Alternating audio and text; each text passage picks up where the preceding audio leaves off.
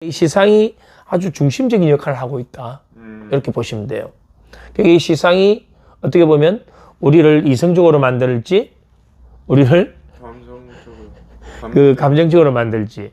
왜냐하면 트라우마 경험을 한 사람들은 이 시상에서 종합터미널에서 배차를 잘못해버리면 정상적인 신호를 이건 위험한 신호로 편도체에 보내버린다 이 말입니다. 그럼 편도체는 이게 내 생존과 관련된 것이야 라고 해서 스트레스 호르몬을 분비하도록 계속 신호를 보내버리죠. 그럼 우리 몸은 계속 각성 상태를 일으켜버리고 또는 그것이 어떤 감정적인 또는 분노 또는 불안, 공포 이런 상황을 계속 유지하도록 만들어버리는 거.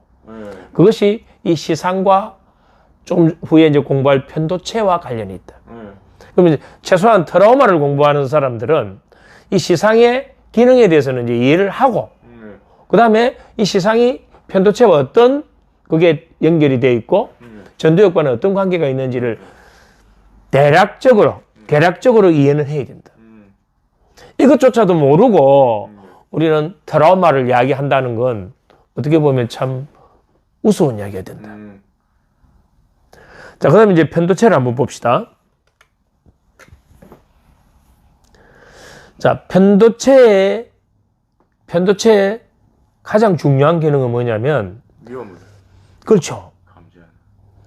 근데 위험을 감지해서 이것이 위험한 것인지 아닌지에 대해서 빠르게 판단하는 게 이 편도체예요. 근데 중요한 건 우리가 트라우마 경험은 시상과 이 편도체의 정상적인 기능을 못하게 만들어버리거든. 그 말은 무슨 말이냐면 트라우마는 어떤 건가요? 견디기 힘들 만큼의 끔찍하고 충격적인 자극과 어떤 경험이잖아. 그러면 그건 일반적인 게 아니거든. 그러면 거기에 시상과 편도체가 뭘 받았나요? 충격을 받았단 말입니다. 충격을 받아가지고 이건 내 생존에 아주 중요한 거야. 내가 취할 수 있는 모든 경계, 모든 극한 반응을 다 일으켜야 되는 거예요. 그럼 그건 강력한 물질을 분비시키거든. 그럼 그 강력한 물질이 분비된 그 시간이 길거나 그 강도가 강하다면 그건 뇌에서 지울 수가 없는 상태가 되죠. 그럼 지울 수가 없는 상태가 되다 보니까 그 상황이 종료되었음에도 불구하고 우리 시상과 편도체는 이미 그 강한 충격에 반응했던 그 당시에 분비됐던 물질과 그 당시에 활성화됐던 신경회로에 이미 중독된 패턴을 만들어버리기 때문에 시간이 지나도 계속 별것 아닌 미세한 또는 그와 유사한 자극과 정보만 들어와도 계속 그 당시의 트라우마 경험을 재현해버리는 그런 상태가 되죠. 그래서 이 편도체는 자신의 생존과 관련된 어떤 자극과 정보를 확인하고 거기서 빠르게 반응할 수 있도록 신호를 보내는 아주 중요한 역할을 한다. 그러면 편도체가 정상적으로 기능한다는 것은 좋은 거예요. 일반적으로 우리가 알기는 편도체는 불안과 공포와 관련되어 있다 이렇게 하잖아요. 편도체가 불안과 공포를 느끼게 만든다라고 하는데 그렇진 않아요. 편도체는 이것이 정말 위험한 것인지 생존에 위해를 가하는 것인지를 확인하고 그와 관련된 우리 몸의 반응을 일으키도록 신호를 보내는 기능을 하죠. 편도체 자체가 불안과 공포를 느끼게 만드는 건 아니다 이 말이에요. 그럼 불안과 공포를 느끼게 만드는 건 그와 관련된 우리가 물질, 우리가 정서, 감정을 느끼는 것은 물질이에요. 그러나 물질을 계속 끊임없이 분비하도록 또 그와 관련된 신경회로가 계속 활성화되도록 계속 신호를 보내는 역할을 이 편도체에서 한다. 그럼 분비하지 않을 것도 바로 그 이야기예요. 분명히 현실에서 아무 문제가 없음에도 불구하고 트라우마 경험은 너무나 끔찍했고 너무나 충격적이었잖아. 그건 뇌에 강하게 각인돼 버렸거든. 그러면 뇌에서는 편도체가 계속 과잉 반응하는 상태가 돼버리죠. 그래서 오작동을 일으키는 거예요. 안전한 상황에도 편도체는 계속 뭐 해라고 화학물질을 분비하라고 신호를 보내버리는 거예요. 왜냐하면 편도체와 이 전두엽은 양가성을 가지고 있어요. 양가성이라는 것은 서로의 조화와 균형에서 우리는 건강한 나로서 참다운 나로서 살아갈 수 있는데 어떤 충격에 의해서 이성적 뇌인 이 전두엽으로 가는 이 선로가 고장이 나버렸다 이 말이에요. 그 말은 뭐냐면 전두엽이 제 기능을 못하고 있다. 그럼 이성적인, 합리적인 또는 자유의지가 작동되지 않는 상태가 됐다면 뭐가 지금 주도권을 가져버리나요? 편도체가 주도권을 가졌을 때 이 양가성이라는 것은 편도체가 어떤 위협 상황에서 과잉 활성화됐을 때는 전두엽의 기능이 느려지거나 차단된다.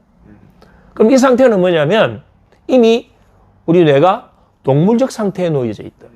이 상태에서는 어떤 합리적인, 이성적인 그런 판단이나 반응을 하기가 어려워지죠. 그래서 우리 트라우마로 인한 그러한 외상후 스트레스 장애를 겪는 사람들은 바로 이러한 상태에 있다. 이렇게 보는 거예요. 그러면 이제 명확하게 이해가 되잖아. 아, 그것이 편도체 기능과 관련이 있다 이 말이에요. 근데 긴장하지 마 했을 때 긴장하지 마.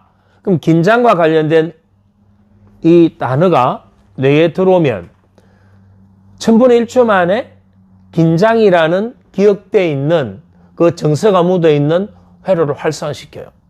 그럼 그 활성화됐을 때 이미 긴장하지 마가 오기도 전에 긴장이라는 단어에 우리 몸은 뭐 해버립니까? 이미 반응하고 있는 상태. 어떤 반응일까요? 긴장하고 있는 반응이 먼저 나와버린 상태죠. 그럼 나는 이미 긴장을 하고 있는데 하지 마를 이제 전두엽에서 늦게 신호가 갔잖아요. 전두엽에서 아 하지 마구나 해서 진정시키려고 하니까 이미 몸은 뭐 긴장한 상태가 되어 있는 거예요. 우리가 불안이나 긴장이 대부분 먼저 그러한 부분들이 몸에서 먼저 일어나 버렸다.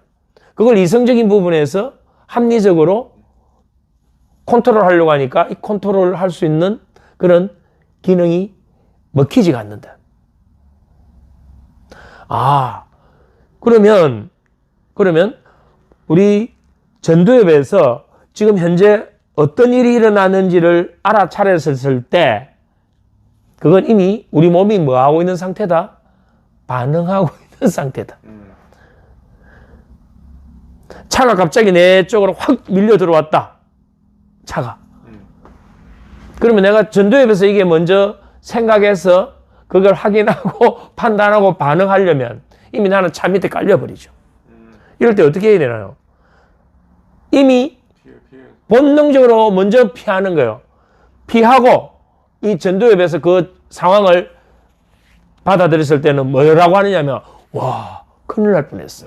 까딱하면 내가 차에 깔릴 뻔했어. 이렇게 작동되고 있단 말이에요. 그렇다면 트라우마는 어떤 상태로 작동되고 있다고 봐야 되는 건가요? 이미 무의식적인 차원에서 우리 몸이 계속 그러한 반응을 일으키고 있는데 전두엽에서 야 괜찮아라고 해도 이건 먹히지가 않는다. 그래서 트라우마를 경험하는 사람들은 그 트라우마 과거의 그 경험이 끊임없이 현재에서 재현되는 가운데서 그것을 극복하고자 하는 이성적 뇌가 제 기능을 하지 못하는 상태를 만들어버린다. 바로 거기에 이 편도체가 기능하고 있다. 이렇게 이제 이해가 되는 거예요.